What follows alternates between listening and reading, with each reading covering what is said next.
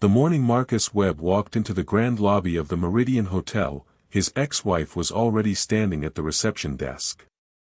She didn't recognize him at first. Then she did. And the color drained from her face like a slow tide going out. But to understand how we got here, we need to go back to a Tuesday afternoon in a lawyer's office, when Diane Webb sat across from Marcus, smiled at a document, and said, loud enough for everyone in the room to hear, "He can keep that ugly lot on Coventry Street. We'd be doing him a favor." Marcus and Diane had been married for 11 years. He was a civil engineer by trade, methodical, careful with numbers, the kind of man who read every clause before he signed anything. She was something else entirely. Charming, ambitious, and, as it turned out, patient in ways Marcus had never fully appreciated until it was far too late. The signs had been there for years. The second phone she claimed was for work. The weekend trips to see her college friend in Nashville, trips that friend would later confirm she had never taken. The evenings that stretched far past dinner with no explanation offered and none requested. Marcus had looked past all of it. He believed in commitment. He believed in giving people the benefit of the doubt. He gave Diane about 4 years more doubt than she deserved. He came home early on a Tuesday in March, carrying takeout from the Thai place on Fifth Avenue. He walked into the kitchen and found Diane at the table with her business partner, Craig Holloway. They weren't reviewing contracts. Marcus set the bag quietly on the counter. He didn't raise his voice. He just stood there, and the silence in the room said everything that needed to be said. "It's not what you think," Diane said. It was exactly what he thought. But what Marcus didn't yet understand was that Diane had been preparing for this moment for a very long time. He would learn that in the months ahead, the way you learn most hard truths, after it's already too late to undo the damage. The divorce proceedings lasted 6 months and felt like 6 years. Diane had retained one of the sharpest family law attorneys in the state, paid for, Marcus would later discover, with money she had been quietly transferring out of their joint accounts for the previous 18 months. She had been building her exit strategy while Marcus was still trying to save his marriage. She took the house on Elm Ridge, a 4-bedroom colonial they had purchased together for $540,000, now appraised at nearly $778,000. She took both vehicles, including the Range Rover Marcus had owned before they were even married. She took the $218,000 savings account he had built over a decade of careful, deliberate living. She took the investment portfolio, the rental property they owned in Florida, and, in what felt like a final act of theater, most of the furniture. What she left him was a single asset that her attorney had flagged as a liability, a 0.8-acre commercial lot on Coventry Street in the east end of the city, assessed at just $47,000. The lot had been sitting vacant for 4 years, trapped in a zoning dispute her lawyer described as a money pit waiting to happen. Diane actually laughed when the lot came up in mediation. "He can keep that eyesore," she said, loud enough that the mediator looked up from his notepad. "We'd be doing him a favor if we took it off his hands, but honestly, who wants that headache?" Her attorney smiled. The mediator made a note. Marcus said nothing. She walked out of those proceedings with nearly $1.2 million in combined assets. Marcus walked out with a vacant lot, a duffel bag of clothes, and an $850 a month studio apartment on the other side of town.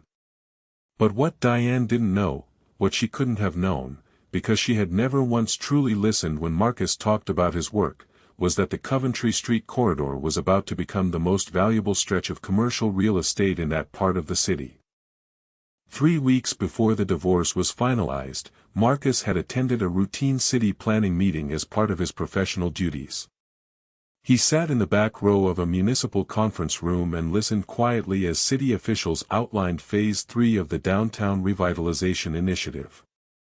Coventry Street had been designated a priority mixed-use development zone.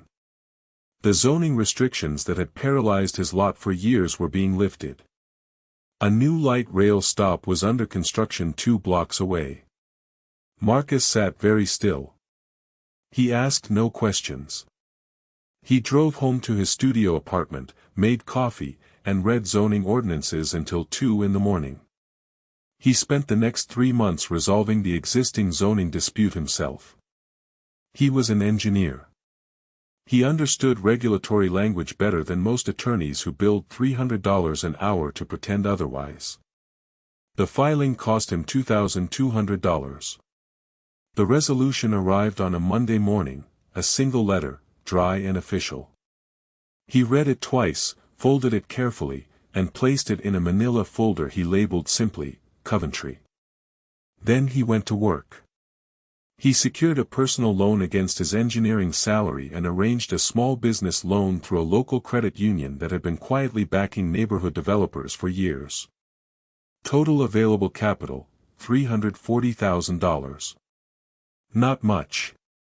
But enough to clear the lot, pull the permits, and break ground on a 4-unit mixed-use commercial building on Coventry Street, 11 months after the ink dried on his divorce decree.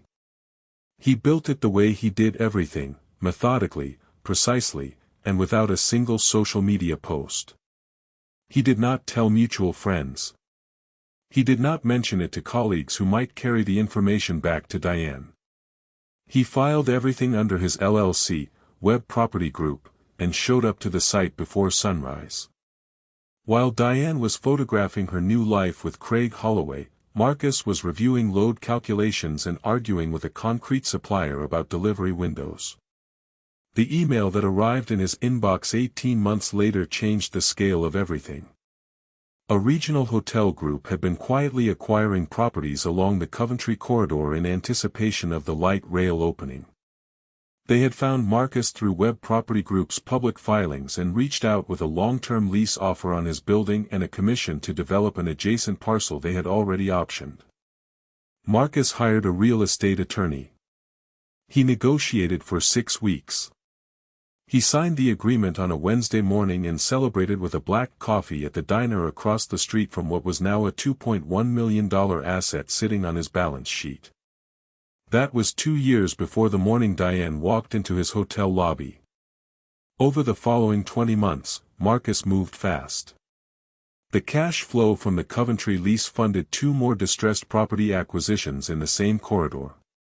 He brought in a silent partner, a former colleague with capital and the good sense to trust Marcus's read on the market.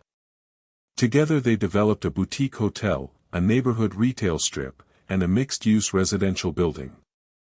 By his 44th birthday, Web Property Group held 7 properties with a combined assessed valuation of $15.3 million. He had a team of 12 people, a corner office with floor-to-ceiling windows overlooking the very corridor that had once been a wasteland, and, for the first time in longer than he could honestly remember, a quiet mind. He had also heard, through a mutual friend who meant no harm by sharing it, that things had not gone well for Diane. Craig Holloway's consulting firm had been hemorrhaging money for years. 2 investors had filed fraud claims against him. By the time the lawsuits were resolved, Craig had declared personal bankruptcy. Diane, who had co-signed on 2 of his business loans, had been pulled down with him. The house on Elm Ridge was sold in a short sale. The savings were gone. The investment portfolio had been liquidated to cover legal fees. Diane was renting a 1-bedroom apartment and working a position she hadn't held since her mid-20s. Marcus heard all of this and felt, genuinely, very little. Not triumph. Not satisfaction. Just a quiet, tired recognition that the world has its own accounting system, and he had never once needed to touch it. Which brought him to the morning she walked into the Meridian Hotel carrying a leather portfolio and wearing the expression of a woman working very hard to project a confidence she no longer quite felt. She was there to interview for a property management position. One of his properties. She clearly had not connected the name Web Property Group to the man she had last seen carrying a duffel bag out of a mediator's conference room. Marcus crossed the lobby in a charcoal suit. He was not in a hurry. He never hurried anymore. She looked up from the reception desk and saw him. He watched the recognition move across her face, and then, a moment later, watched the slower, more devastating recognition of where she was standing, and whose name was printed on the building directory mounted above the front desk. "Marcus," she said. Her voice was smaller than he had ever heard it. "Diane," he said. "I didn't realize you'd applied here." She looked around the lobby, the marble floors, the high ceilings, the framed architectural renderings of 3 other properties mounted on the far wall. Is all of this yours?" "One of 7, he said. Simply. Without theater. She stood very still. Her jaw worked slightly. Her eyes went bright with something that was not quite tears but was close enough. When she finally spoke, her voice had a quietness to it that it never once possessed when it was tearing his life apart. "I didn't know," she said. "No," Marcus agreed. "You didn't." He nodded once, shook the hand of the operations manager who had appeared at his shoulder, and walked to the elevator. He pressed the button for the top floor. He did not look back. The property management position was filled the following week. Not by Diane. Marcus Webb never made a single phone call to share what had happened in that lobby. He never posted anything. He sent no messages to old friends. He simply kept building. 6 months later, Webb Property Group closed on its 8th property, a 12-unit residential building 3 blocks from the lot his ex-wife had once laughed at in a mediator's office. The local business journal ran a profile that fall. In the photograph, Marcus stands at his office window, hands loosely in his pockets, looking out at a skyline that holds 7 buildings with his name on the deeds. He looks like a man who was never in a hurry, because he always knew he was right. Sometimes the thing they leave behind is the very thing they should have fought hardest to keep. And sometimes the only revenge worth having is the one that looks exactly like a life well lived. What would you have done? Drop your answer in the comments.